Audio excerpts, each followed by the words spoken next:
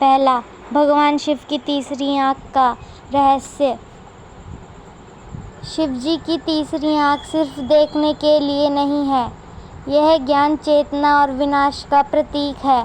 जब शिव को अत्यधिक क्रोध आता है तो तीसरी आंख खुलती है और जो भी सामने हो वह जलकर भस्म हो जाता है। इसका मतलब यह है कि आंख अहंकार और अधर्म के नाश का प्रतीक है। दूसरा, नीलकंठ क्यों कहलाते हैं? समुद्र मंथन के समय निकला हुआ विष इतना जहरीला था कि पूरे ब्रह्मांड को नष्ट कर सकता था। तब भगवान शिव ने उसे खुद पी लिया, अपने कंठ में रोक लिया, जिससे उनका गला नीला हो गया। इसलिए उन्हें नीलकंठ कहा जाता है।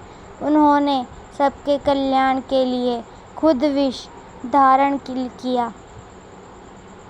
तीसरा, कैलाश पर्वत का रहस्य। ऐसा माना जाता है कि कैलाश पर्वत पर आज भी भगवान शिव ध्यानमग्न अवस्था में मौजूद हैं। वैज्ञानिकों का मानना है कि कोई भी व्यक्ति उस पर्वत पर ऊपर नहीं जा सकता। वहाँ घड़ियाँ काम करना बंद कर देती है, दिशा भ्रम हो जाता है और कई लोगों की मृत्यु तक हो चुकी है। इसलिए पृथ्वी का सबसे रहस्यमय स्थान कहा जाता है। चौथा, शिव क्यों पहनते हैं भस्म और नाग?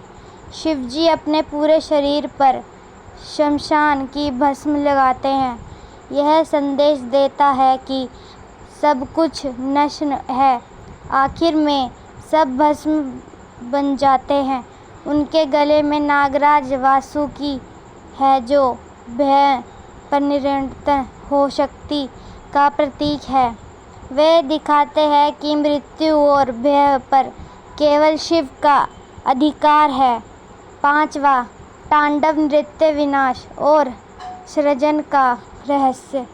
शिव जी जब तांडव करते हैं तो वह केवल नृत्य नहीं होता है, वह ब्रह्मांड के संतुलन का यंत्र है।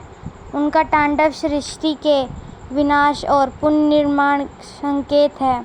यह दिखाता है कि जीवन में विनाश के बाद नई शुरुआत होती है।